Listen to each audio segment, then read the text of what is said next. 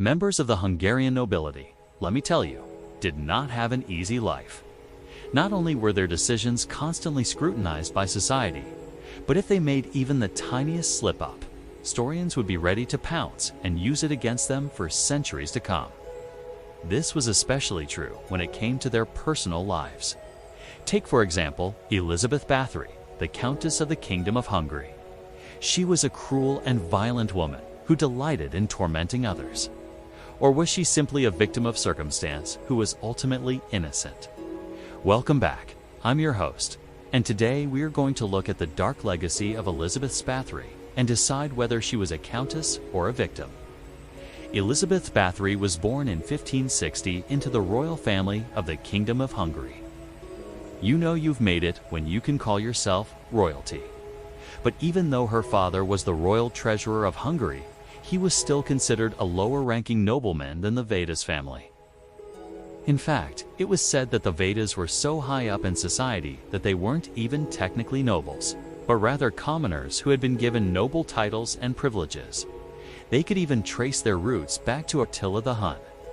Now, this is pretty impressive considering that Attila the Hun was a brutal warrior who led his armies to conquer much of Europe during the 5th century AD. So to say you're related to him is definitely something to brag about. Despite her low social status compared to her future husband's family, Elizabeth grew up with every luxury one could imagine. She was well educated and spoke several languages fluently. She also enjoyed hunting, horseback riding, and other outdoor activities. She wasn't just a tomboy either. She knew how to behave properly in court and was considered a beautiful and graceful woman. However, some sources claim that she was also hot-tempered, impulsive, and quick to anger. In 1575, when Elizabeth was just 15 years old, she married the 12-year-old Nicholas Bathory. Yes, you heard that right. He was only 12 years old. Don't worry though, there was no consummation of the marriage. That didn't happen until Nicholas turned 16. 3 years later, Elizabeth gave birth to her first child, a daughter named Catherine. Then, in 1589, Elizabeth gave birth to another daughter, Susan. Finally, in 1590, Elizabeth gave birth to a son named Nicholas Jr. At least now she could die happy knowing that the family name would live on. Sadly, Elizabeth's happiness was short-lived because, in 1592, her husband Nicholas was sent to Vienna on an important diplomatic mission, and he never returned. Turns out the mission went south, and he was executed after being charged with treason. Elizabeth was left a wealthy widow with 3 young children to take care of. To make matters worse, her father died soon after, and her mother took her own life. Now she was the most powerful woman in the family and was responsible for raising her siblings. Despite all this, Elizabeth managed to maintain her social status and even married one of her husband's cousins, Paul Renner. In 1599, her in-laws probably weren't too thrilled about this, but what could they do? Elizabeth was now the head of the Bathory clan, and marrying within the family was totally normal back then. Elizabeth and Paul had 5 children together, 4 daughters and a son. Once again, Elizabeth was now in charge of raising these children, since Paul spent most of his time hunting and engaging in other leisure activities. Then in 1604, Elizabeth's brother Thomas took his own life after unaliving to courtiers, who had accused him of stealing. With each passing day, more and more responsibilities were thrust upon Elizabeth. Sadly, she wasn't exactly known for being a good mother, or for being particularly nice to those around her. In fact, she was known for being extremely cruel and sadistic. She would often torture animals for fun, and reportedly dipped her bread in blood. It seems like she really liked that whole goth aesthetic. Elizabeth was also incredibly stingy and kept detailed accounts of her household expenses, including the cost of candles and wax. Once, she even scolded her servants for wasting wax by lighting too many candles at once. If that's not the definition of a cheapskate, then I don't know what is. In addition to being mean to her servants, Elizabeth also mistreated her own children, which is really saying something considering that she had 5 of them. She forced them to sleep in cold rooms, wear rags, and eat leftovers. And when they fell sick, she refused to call a doctor and instead used witchcraft to try to cure them. Yeah, I think it's safe to say that Elizabeth was not a good mother. But things were about to get a lot worse for her children and many others. Throughout history, there have been many cases of royals getting away with crimes. After all, they had the power and money to hire the best lawyers and bribe anyone who could potentially bring them down. However, in Elizabeth's case, she didn't just get away with crimes. She got away with a whole lot of torturing and manslaughter, which might make her one of the most successful serial killers of all time. Now, before I tell you all the horrible things Elizabeth allegedly did, please remember that these are just allegations, and she was never tried or convicted for any of them. Historians believe that Elizabeth tortured and killed at least 600 people, although some estimates put the number of victims much higher.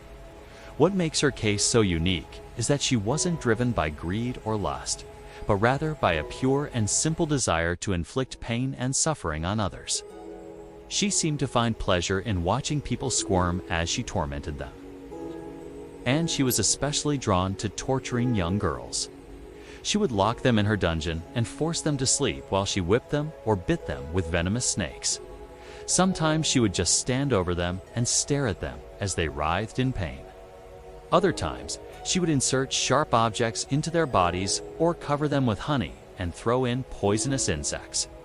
If that's not enough to convince you that Elizabeth was a monster, I don't know what is.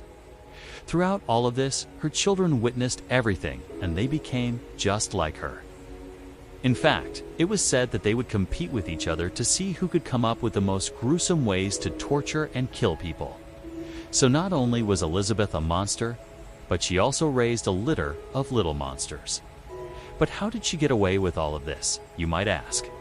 Well, it helps to be rich, powerful, and connected.